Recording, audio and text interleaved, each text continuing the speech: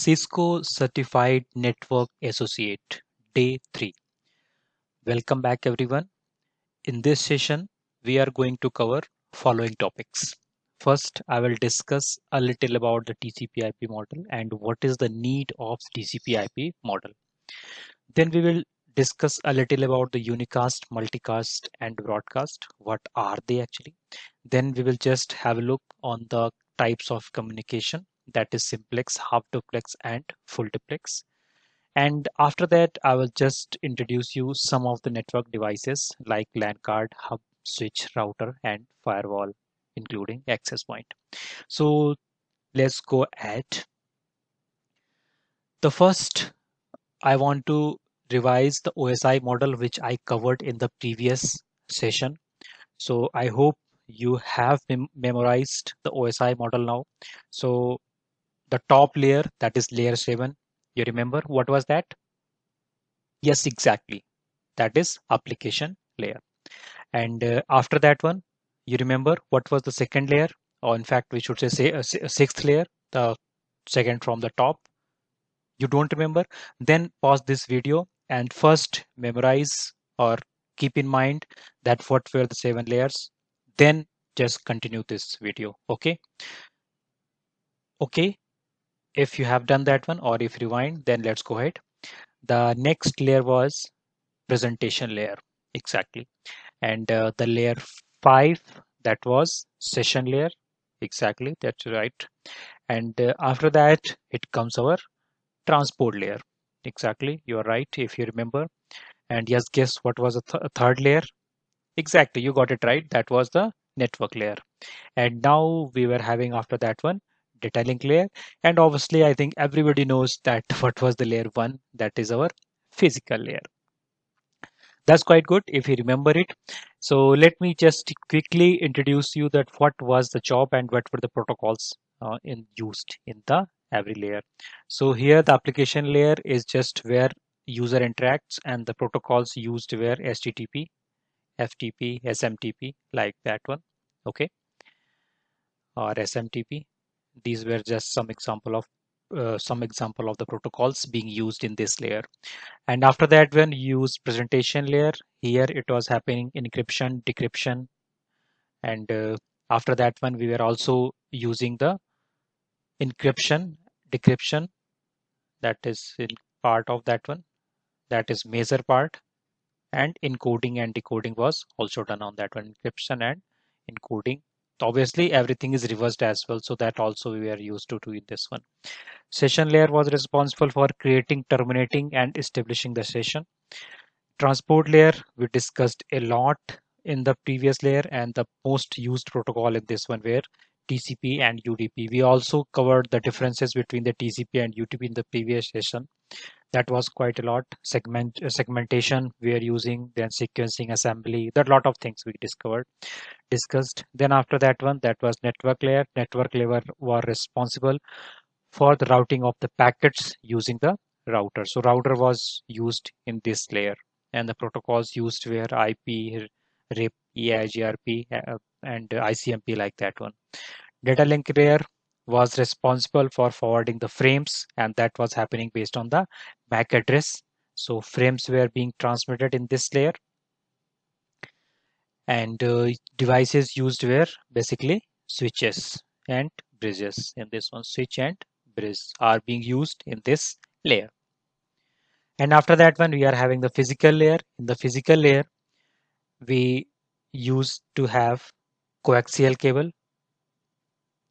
UTP, that is unshielded thrush, UTP cable, and coaxial. Yeah, that is coaxial cable or UTP, or normal and not without shielded. So that's what unshielded and shielded. So both the types of cable you are using. So UTP is unshielded twisted pair, and normal care is just twisted pair. And after that one, that we use optical fiber cable, optical fiber. So these are just UTP and normal STP, so standard twisted pair. So that as part of electrical communication, and this is our optical communication. We use light for the communication. So that was about the review of the OSI model. I hope you remember these all. So now how we move to the TCP IP model.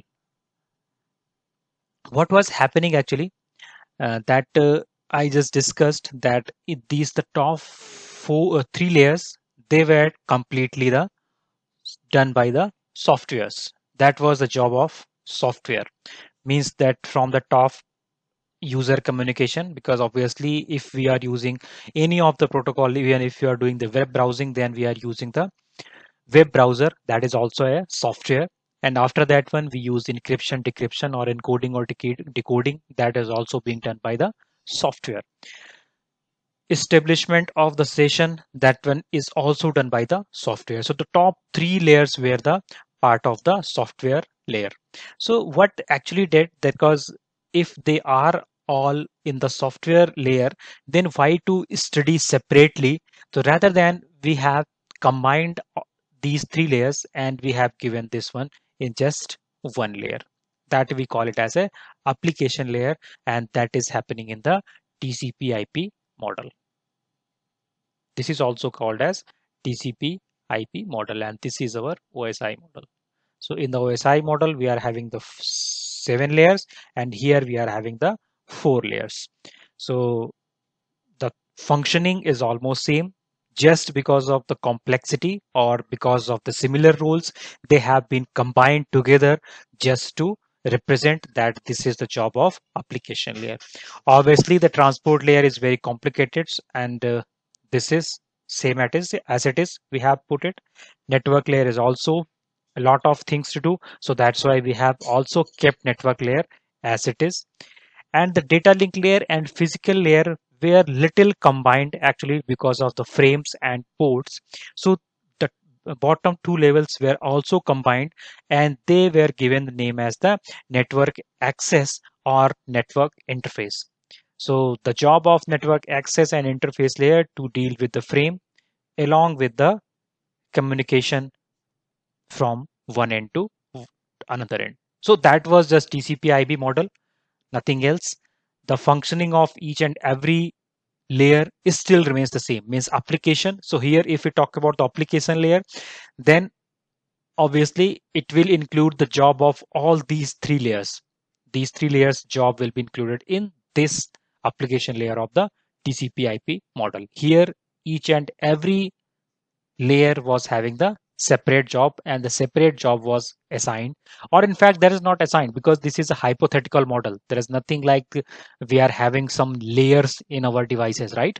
So this is just hypothetical model to represent the functioning of our devices. So that's why we have just given only one model for that one. That's why we call it as a model, not nothing like that. If you open our communication system, you are getting some layers stacked one above other. Nothing happening like that one. But that we discussed in the previous session, that this is totally hypothetical model. We are just having these layers to understand the communication. That's it. So I hope it is clear, the TCP IP model, because the job remaining, the functioning of the transport layer as it is, internet layer or network layer, that is also as it is. There's no change in that one. Here it will be having segmentation, sequencing, TCP IP, everything what were happening. We studied a lot in the our transport layer. That will be as it is.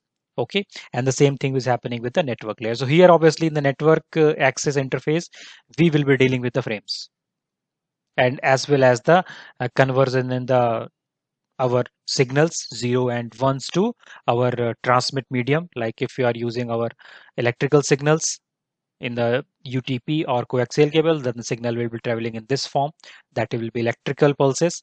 Or if you are using our optical fiber, then also that will be using TIR. We will be having some single mode or multi-mode fibers we were just using, and based on the different wavelengths it will be traveling. So I think if you are know about the DWDM, so that's the job of that one. We are just playing with the wavelengths only. That sorry, DWDM.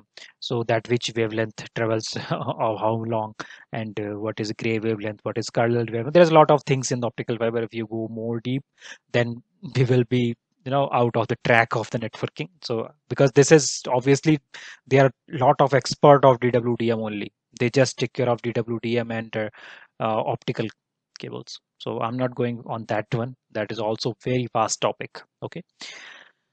Or even if you talk about the coaxial cable, that is also a vast topic. I think if you remember in the engineering, we were having our antenna and wave propagation and microwave engineering, right? So there are, I think, 3 semester we studied this topic in the communication engineering. So we do not go in that one. So that is job of our networking. So we just concentrate on the networking only. So that is for the TCP/IP model. Let's now introduce you some new terminologies. That is our unicast, broadcast, and multicast. So unicast stands for one to one. Whenever there is a communication from one device to another device, like if we let me take one example. Suppose you are having many computers connected to each other. Suppose these are 4 computers, or in fact, we can take 5 computers or 6, and somehow they are connected from, suppose, one server, everybody. So what is happening now? This is computer 1, 2, 3, 4, and 5. So if computer 2 communicates with computer 4,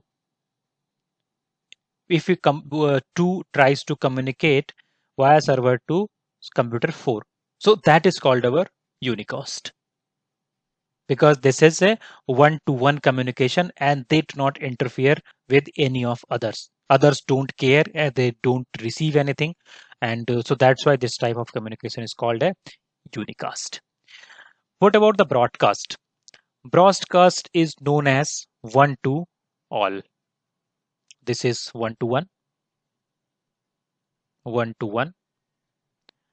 Broadcast is one to all.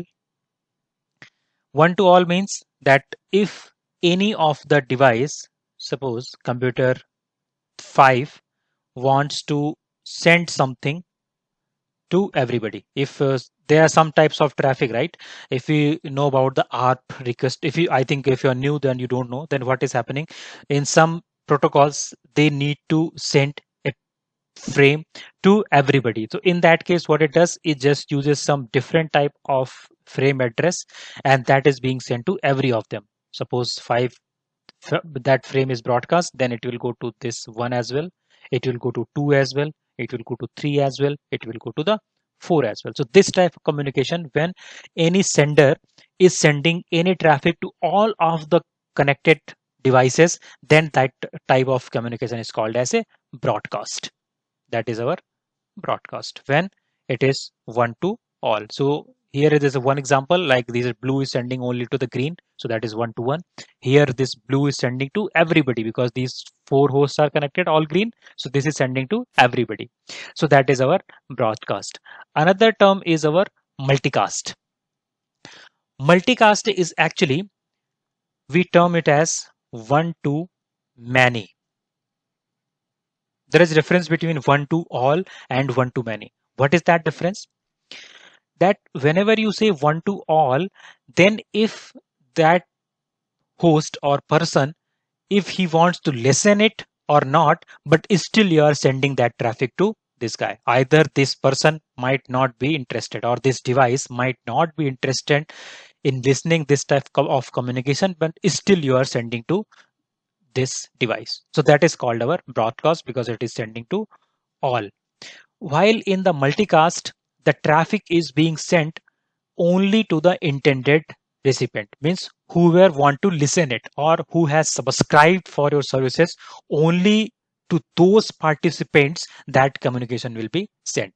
So here we have 4 devices, 1, 2, 3, and 4, but only green ones are the interested, they have subscribed our services, they are subscribed our services, it means that they are interested in our communication. So only the communication is being sent to these recipient only, not to the remaining who has not subscribed or who are not interested. So this multicast is normally used in the IPTV, that whoever subscribe, to whom, them only we are sending the communication, remaining all will be silent and we're not sending any communication to them. I hope this is clear. And if you have doubts, then obviously we are having session on every Saturday. Then you can discuss any doubt in that one. So that session is totally for the discussion. Uh, whatever you doubts you are having, you can ask. Another type of communication is simplex, half duplex, and full duplex. So what is simplex? When there are two devices, suppose this is computer one. Now I think we should say like this. This is computer one, okay, and this is another computer. When this can send only in one direction. When the communication is possible only in one direction, that type of communication is called as simplex. Only in one direction only. One direction only. While in the half duplex, let me change the color. So what is happening in the half duplex? Two computers we are having. They are able to communicate, or they can send traffic in both the directions, but one at a time. Both directions, but one at a time. So how it is one at a time? Both directions, not e, both direction, but one at a time. One at a time. It means that whenever this guy, suppose this is sender or this kind of device, we have device A and device B. So while device A is sending, then B will not be used. So only when A is sending, then only A is sending, and B same time B cannot send the traffic, or A cannot receive the traffic. So whenever A is sending, then B cannot send. Or the same time, if B is sending, suppose B is sending, then A will not able to send. So they can send the traffic in both the directions. Both the devices can send the traffic, but only one at a time. So the one of the good example for this one is our walkie-talkie, because you might have seen we are having two devices, and whenever one guy send, he is sending a communication. He is speaking to this guy, whatever he wants to say. He finishes his job, then he says, "Okay, over." Then he just switch off his sending communication, and now once he switch off the communication, then this channel is open for the sending. Now device B or receive this B guy person can send the traffic using the same channel. So that is happening in our walkie-talkie. So that is just example of our half duplex communication. What is happening in the full duplex? Obviously, I think now you might have guessed what is our full duplex. That exactly, you heard it right. In the full duplex, both person can communicate and at the same time. Means that communication is possible in both the directions,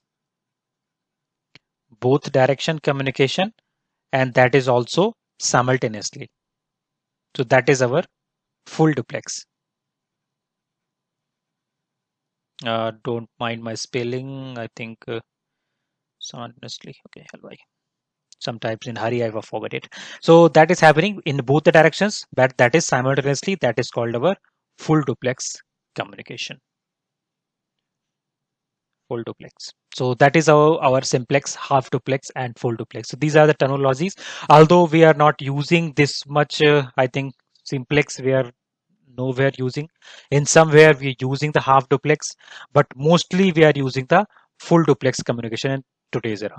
Totally full duplex only. But in some old legacy devices, we are using the half duplex as well in some cases, but rarely. Correct. So let's move to our network devices. So the first device is our LAN card. So I have taken some of the examples of the LAN card, and this LAN card is also called as the network interface card. Network interface card. These are the cards actually which are being installed inside our computer or laptop. So earlier, suppose if you see this port, this is looks like an coaxial cable port. So that is quite old. We used to have that one, and then currently now we are having this type of port like Ethernet port. We can use our RJ45 connector on this one. Yeah, I think you know that RJ45 connector. RJ45 connector is simply LAN cable port you are seeing. That is actually RJ45 connector that we call it as RJ45 connector. So this unit is being installed in our computer and laptop, and we can plug in the cables over here. Some of the devices are, in fact, in the current scenarios, these devices are enabled with the wired as well as the wireless LAN card. Means they are having the wired communication as well as wireless. So in case of wireless, they are using Wi-Fi or Bluetooth. Obviously, Wi-Fi for the our communication purposes, for the internet or any other networking traffic, and Bluetooth for the other data transfer purposes we use. But obviously they are using the same NIC card. Means if you are using the wireless adapter, they are using the same device for that one.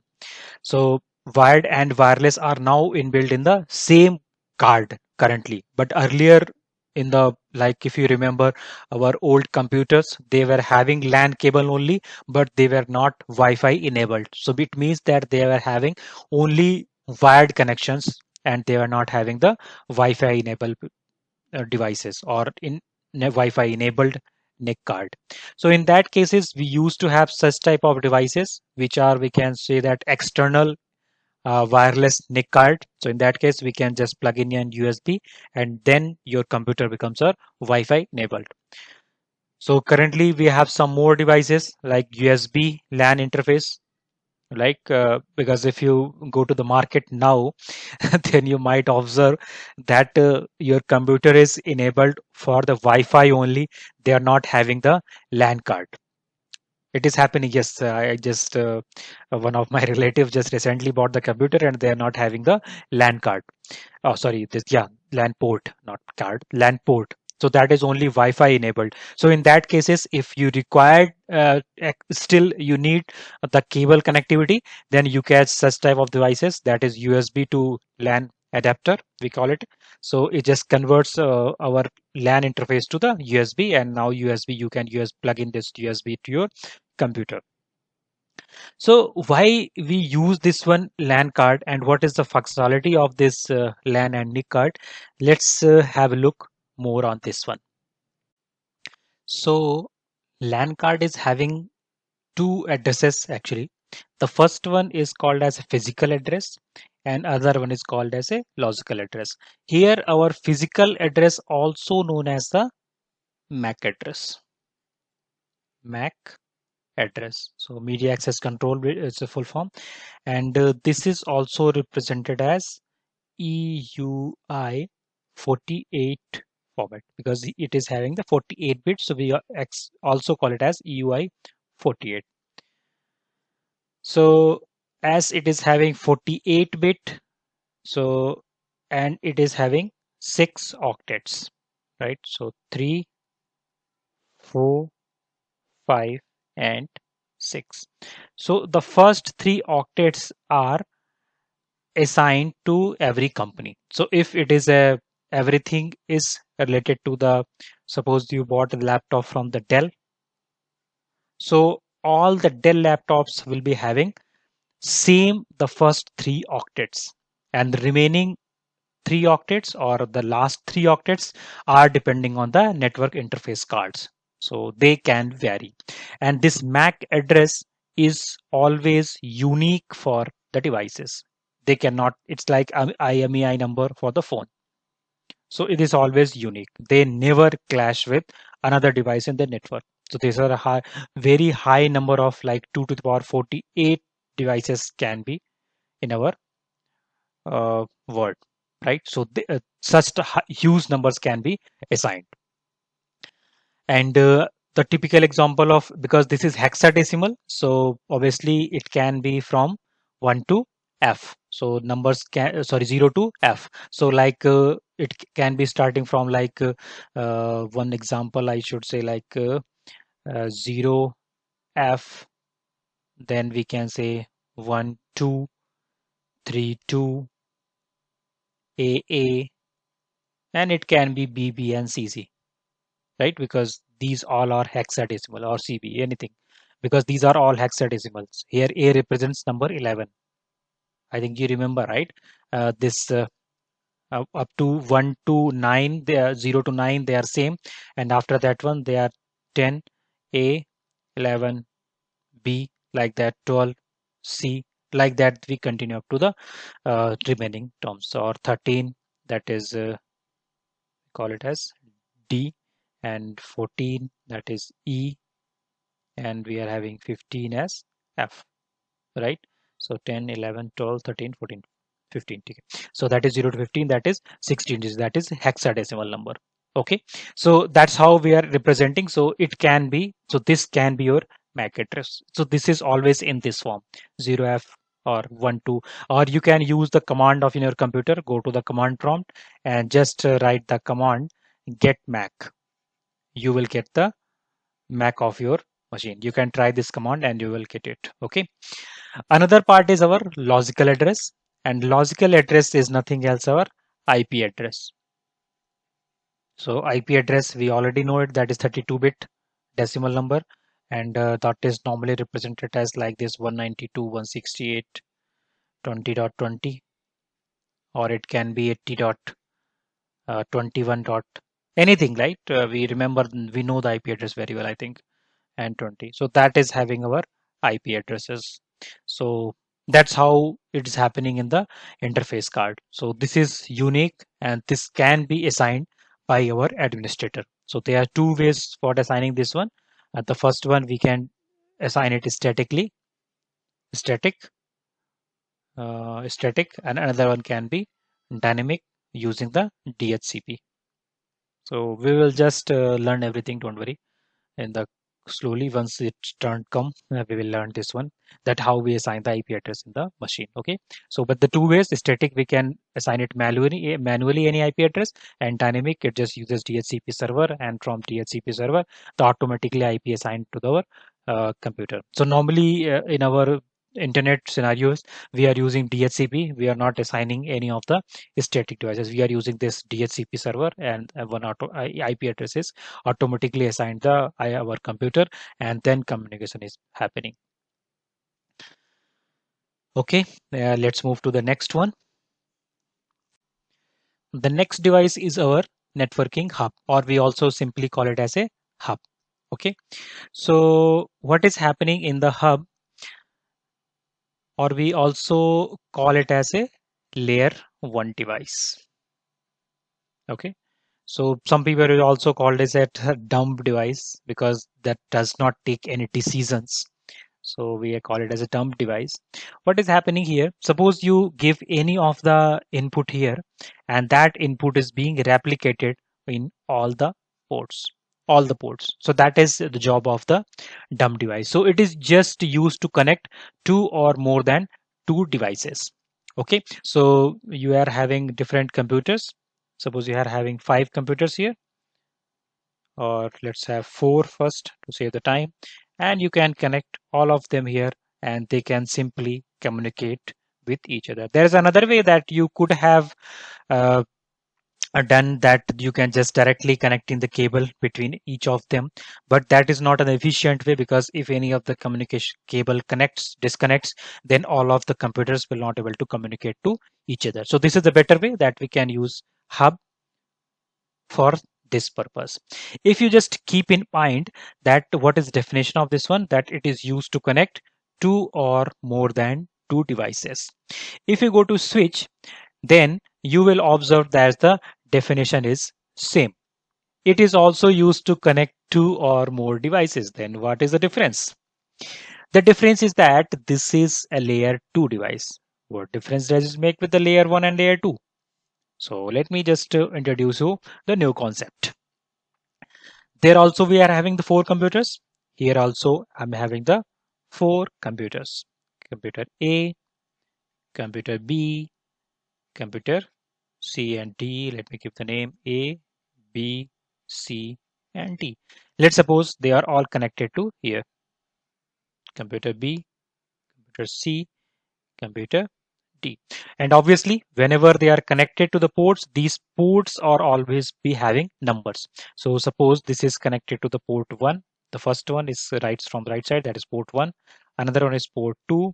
Then next one is port 3. This is port 4. Means that this is our port 1. This is port 2. This is port 3. Like that, the last one is port number 4. So these are the numbering of the ports. Obviously, the cable will be inside of that one, right? Where this is having RJ45 and that is goes inside. Now what is happening? Suppose computer A wants to send any communication to the computer D. So whenever A wants to send any communication to computer D, what is happening in the switch? It is using frame for sending such type of communications. It is having source MAC address and the destination MAC address. So whenever it is A tries to send, it will give some destination MAC address. And if switch does not know, it uses some uh, protocols to find out the MAC address of the corresponding devices. So suppose I do not go too deep, but still, just let me know.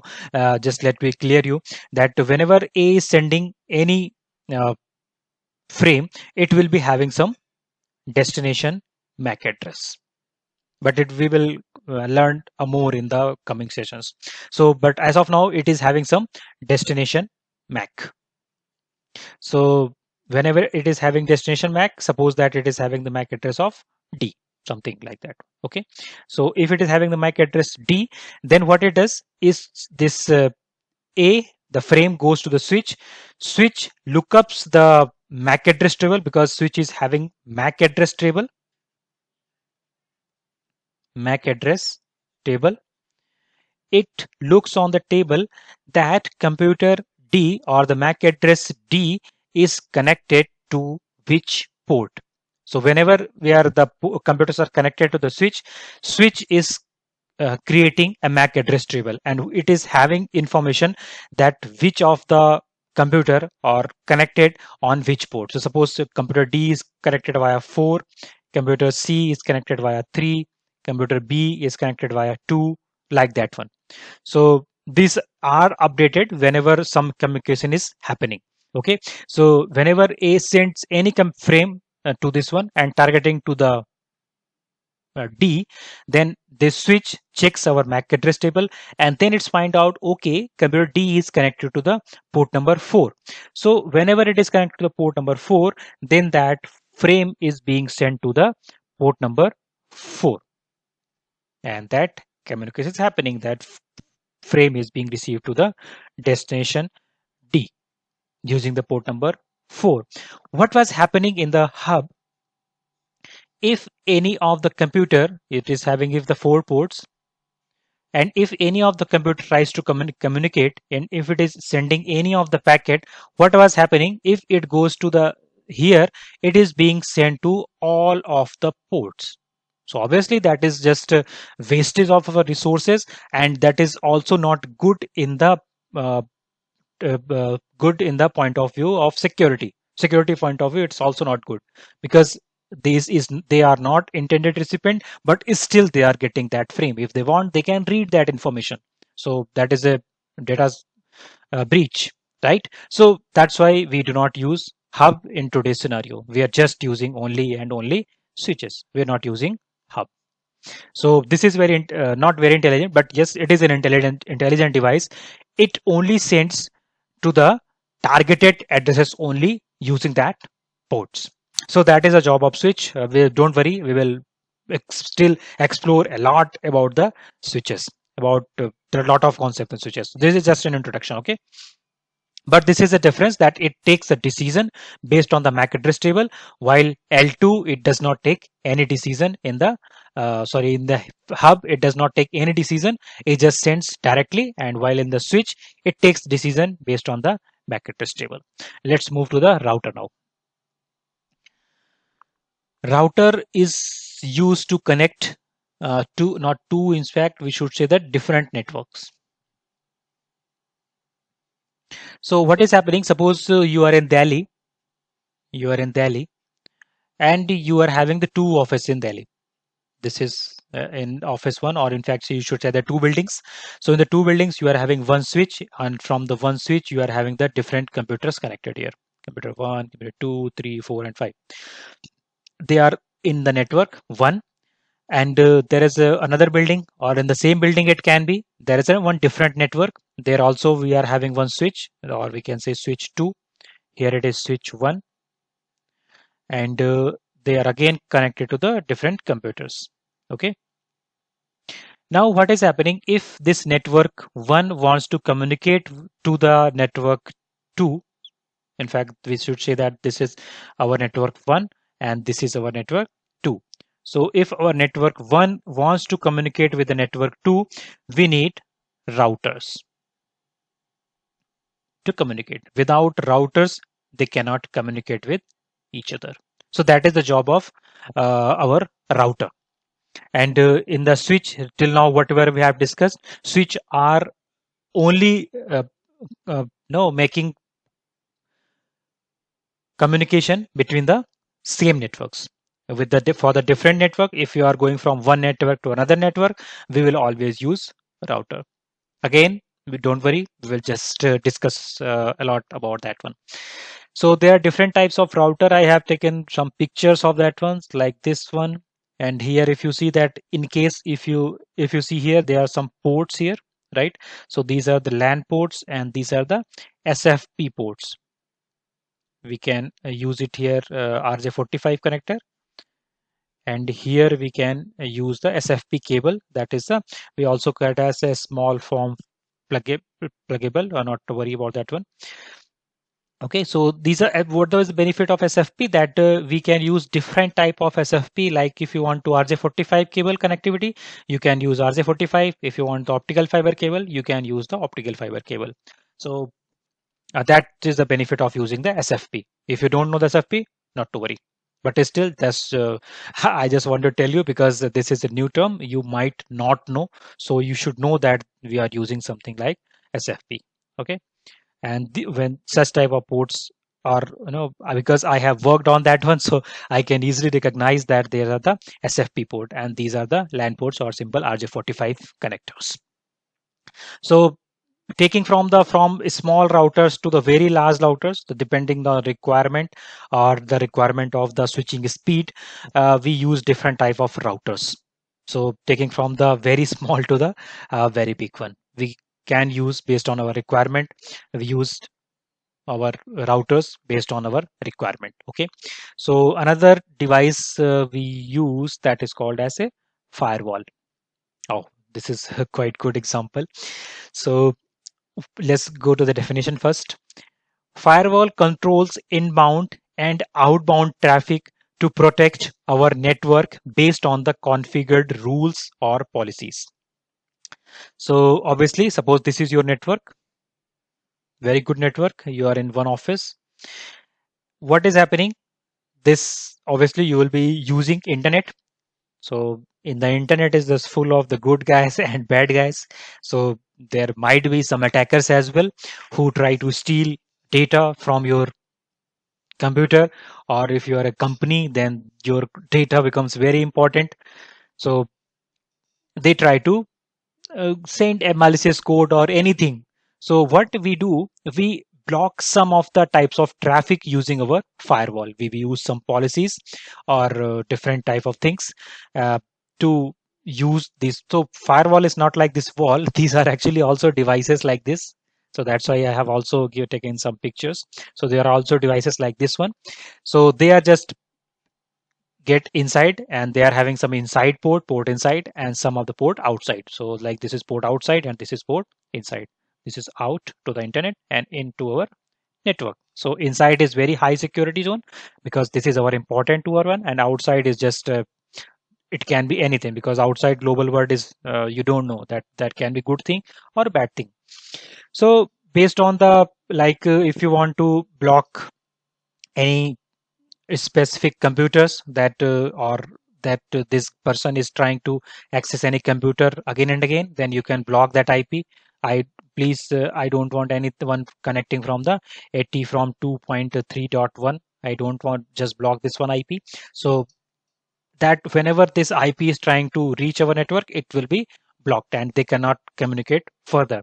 So we have given some examples. There are a lot of red and greens are coming here, but this firewall is blocking these blue symbols and just green packets are being allowed. So this is job of the firewall. I like this animation, so I just added in this one. And in some cases, we are also blocking traffic based on the port numbers. So like if you want to block the traffic of the SSH, then we will use the port number of SSH. We will block that traffic of that SSH port number, and anybody cannot take remote of your computer devices here inside. He cannot reach over there. So that's also complicated things. We will learn that too much in the security, but just giving you the overview that what is happening. Okay. The next device is access point. Aha, this is very well known to our home. We normally use these type of devices in our computer. So normally these are used for the wireless access point. So we are having some LAN cable or optical fiber connectivity from the internet. Suppose some internet is coming and via LAN cable or optical fiber cable, it is connected some inside. And now we configure some username and password. We also call it as SSID and then password. And then we use some encryption like uh, WSP or WAP, some security algorithm. And then we just enable the connectivity. And whatever the computers we are having, they will be connected via Wi-Fi from this one. So n number of devices, not n number of devices, some limited devices you can connect. So obviously whatever router you are purchasing, that is having some limitations that how many devices you can connect, right? So that is the job of our access point. So they are highly used whenever you are having from one to multiple devices connectivity, and especially we are using in the home locations or office locations to provide internet connectivity. So if you want the LAN cable, then also you can connect from here to your computer. So that's it. This is job of the access point. So that's it for the session. That was just an introduction. And if you have any doubts, just join me on Saturday, and I will share the link in the description of this video. And if you are watching this video later on, once our course has finished, then you can post your questions in the comment section. I will get back to you. Okay. And yes, we will discuss some more topology types in the next session, that is star, bus, mesh, and if the time permits, then I will include some more techniques in that one, because this totally depends on the time, because I don't want the sessions to be very long and you feel sleepy during listening my session. Okay. Okay guys, yeah, see you soon. Bye bye.